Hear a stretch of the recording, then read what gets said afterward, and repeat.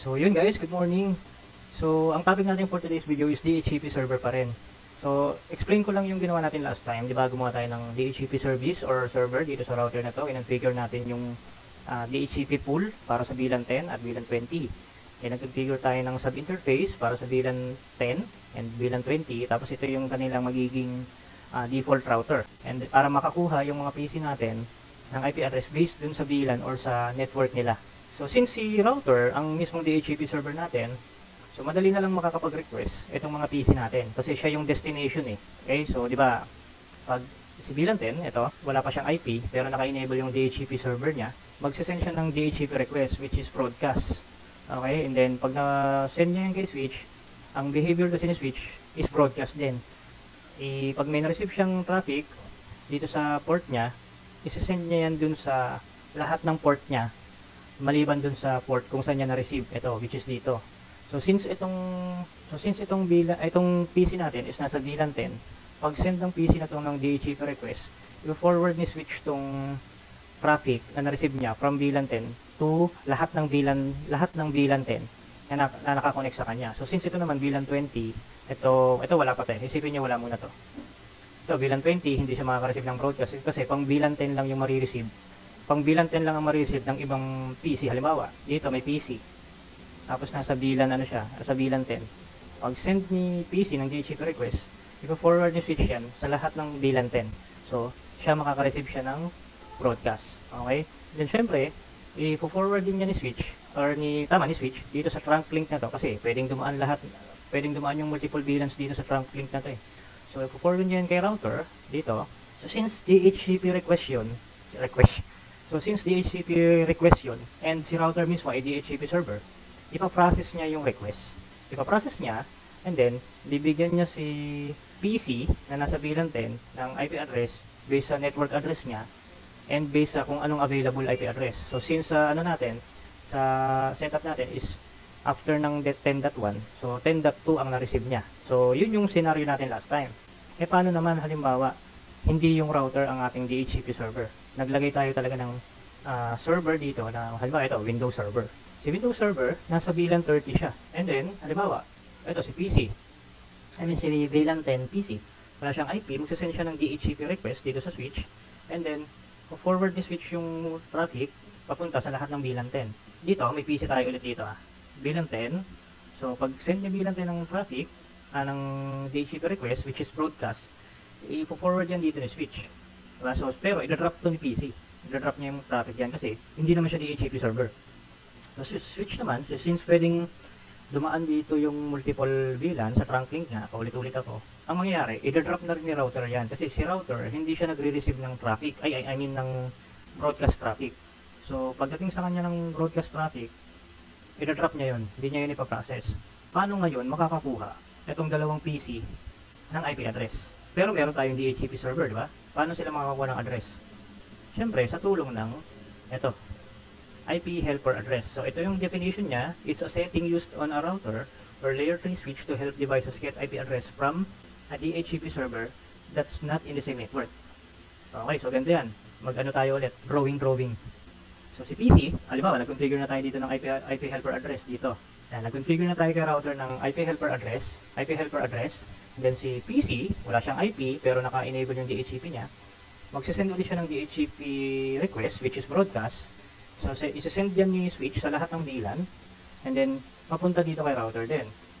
So since si router hindi niya pinaprocess yung broadcast pero meron siyang IP helper address, alam niya kung kanino, hindi niya ipaprocess yung DHCP request. Ang gagawin niya, ipo-forward niya yung DHCP request kanino? Siyempre, papunta dito kay DHCP server. Okay? So ngayon, si DHCP server, marireceive niya yung DHCP request netong VLAN 10 dahil kay router na may nakakonfigure na IP helper address. So, bibigyan niya ng IP si VLAN 10 PC based sa network na nakadeclare sa kanya. Ganon din naman yung kay VLAN 20. So, yun. Ngayon, ang gagawin natin is i-configure natin itong DHCP server tsaka yung IP helper address dito sa router para makita nyo. Okay, so ang una natin gagawin, actually itong server, ginawan ko na siya ng VLAN para medyo mabilis lang yung video. Tsaka alam nyo naman na gumawa ng VLAN. Show VLAN brief. Ayan VLAN 30, DHCP server. Ito yung port ng switch na naka-member ng VLAN 30. And then, dito sa router, since naka-configure pa dito yung DHCP, ano natin to, i-delete natin. So, meron pa tayo ditong pool, buburahin natin yan. Okay, so, configure terminal, no IP DHCP pool, VLAN 10, tapos VLAN 20. Okay, and show run tayo ulit para ma-confirm natin. Yun, so wala na tayong DHCP configuration dito. Pero itong mga sub-interface, hindi natin yan tatanggalin. Dahil, ayun yung magiging ayun yung magiging gateway itong dalawang PC. Kasi dito sa setup natin na to, bukod sa DHCP server, nagkaroon na rin tayo dito ng setup na router on a stick. Nagkaroon na rin tayo ng router on a stick dito. So, inter-VLAN routing meron na tayo rito. Okay? So, wala na tayong DHCP. Ngayon, ang gagawin natin, magdadagdag tayo ng sub-interface dito sa interface na to dahil ayan yung magiging gateway nitong DHCP server natin. Configure terminal, interface E0/0.30, yung VLAN ID, and then encapsulation.1q30, IP address 192.168.30.1/24 lang din. Tapos end tayo. So, IP interface blip. So, ito na. Isipin nyo guys, sa isang interface na to, meron tayong tatlong nagawa na sub-interface. Diba? Tipid tayo sa interface. Tipid tayo sa port ng router. Kasi usually, ang port ng router, isa, dalawa, tatlo, apat lang. Parang mga ganun lang. Gagawin naman natin ngayon, check natin tong server, configure natin yung DHCP server. Actually, pinagawa na tayo dito last time. Kaya nagdagan na lang natin. Or gawa tayo bago. So, puntahan natin sa tools, tapos DHCP, and then, wait lang yan. Full screen natin. Yan. Tapos expand lang natin ulit to. Ayan, yung scope na to, burahin muna natin to. Papalitan lang natin ng name. Same lang din naman yung gagawin natin. So, delete natin yan. So, wala na tayong scope. So, gagawa tayo ng scope ulit para sa VLAN 10 at VLAN 20. So, new scope. Next. So, sabihin na lang natin VLAN 10. And then, yung starting IP address is 10.10. Ay, sorry. Sabihin natin 10.10. Then, 192.168.10.254. Okay. And yung kanyang default router is yung 10.1. Sa VLAN 10 siya, di ba? So, ito yan, 10.1. Then, next. Yung DNS niya, syempre, yung kanyang default na rin, 10.1. So, wala pa tayong DNS, mag-error talaga yun kasi hindi niya ma-resolve ito. So, next lang. Next. Finish. So, yun na. Meron na tayong scope para sa VLAN 10. Gawa naman tayo ng scope para sa VLAN 20. VLAN 20. Ganun lang din. Same. 20.10. 20.254. And then next. Siyempre, yung kanyang default router, 20.1 or default gateway. Yung kanyang DNS, 20.1 din. So, next. Yun. So, meron na tayong scope para sa VLAN 20. And yung kanyang start IP address, saka end. Ganun din dito sa VLAN 10. So, wala pa tayong leases. Wala pa naman nakakakuha ng IP address eh. Ha? Ngayon, balikan natin yung diagram natin. Ang mangyayari ngayon is i-configure natin yung IP helper address dito sa router. Dito sa mga sub-interface na to. Dito kay VLAN 10 at VLAN 20. Okay, so ganito lang yan. So, pupuntahan natin tong interface na to, itong sub-interface na to, itong dalawa, 10 at 20. So, configure terminal, interface E0/0.10. Lalagyan lang natin ang IP helper address, and then yung anong address? Siyempre, yung IP address ni DHCP server. Pero bago yon, check muna natin yung IP address niya. Baka hindi ko napalitan. Dapat 30.2. Kasi mali yung, alam ko, iba yung na-configure ko dito last time eh. Ayan, 2.1. So, dapat 30.2. 30.2. Then yung kanyang default gateway, 30.1. Yung DNS niya, siya na lang din, ay yung gateway niya. So, punta tayo kay router ulit. Wait, confirm muna natin dito kaya Yan, may network na siya. Punta tayo kay router ulit. So, IP helper. Punahan natin yung interface, yung sub-interface na pang VLAN 10. And then, IP helper address. And then, ano yung IP address? Ito, 30.2. 192. Hindi, mamaya. Bago natin ito i-configure, check muna natin yung router. Yung router tuloy, yung mga PC. Kung makakakuha ng IP address. So, may DHCP server na tayo dito eh. Diba? Yan, naka-configure na. Okay? Pero, wala pa tayong IP helper address dito. Hindi pa natin tinutuloy. Ayan o. Pero check natin kung makakakuha ng IP address. Ito, Windows ano natin. Show tuloy. IP config. So, ito yung last time na IP address niya na nakuha. i-renew lang natin. So, ipconfig slash release pala. So, and then renew tayo. So since wala pa tayong IP helper address dito, dapat hindi makakakuha ng IP address tong Windows 7 natin. Ganun din dito sa dito sa ating virtual PC. So, show IP. So, walang IP address, di ba? Ito, walang IP address. So, IP, DHCP. Wait lang tayong konti. So, yan. Mapapansin nyo, can't find DHCP server. Pero, meron tayong DHCP server dito. Ay, ano yan?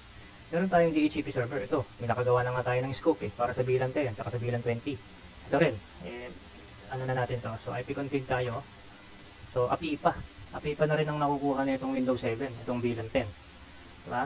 Kasi, pag itong VLAN 10, nag-broadcast, nag-DHCP request nga siya, mapupunta yung kay switch, ipo-forward ni switch yung broadcast sa lahat ng VLAN 10, and then, po-forward niya rin yan dito kay router. Pero since si router, hindi siya nagpa-process ng DHCP request, which is broadcast, i-drop niya yung packet.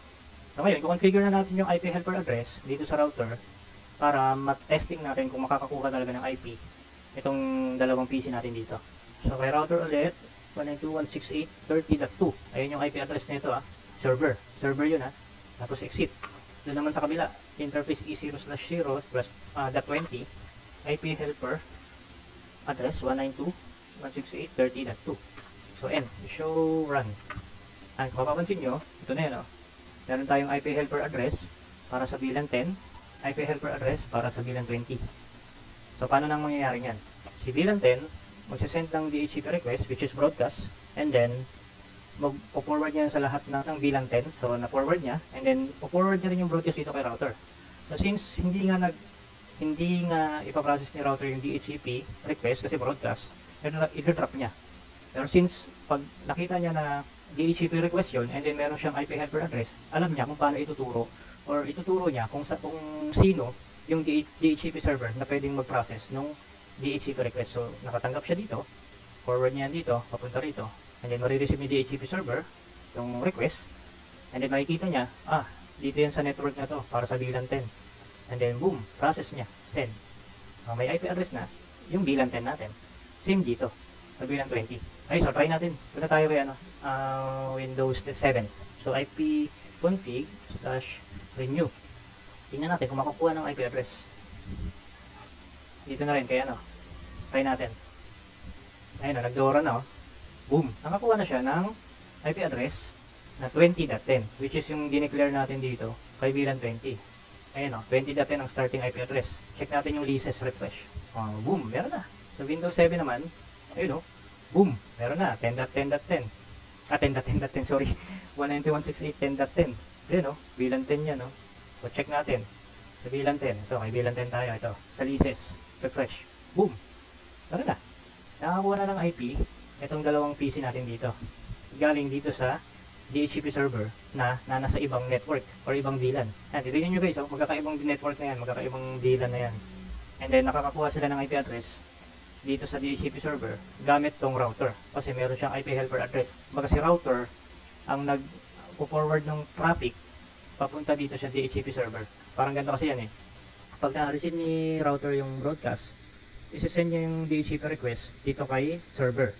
So ang traffic na yun is tinatawag na unicast. Yung ginagawa naman ni VLAN 10 or ng mga PC na DHCP request papunta dito kay switch is ang tawag dun is broadcast. Yan. So, yun lang guys.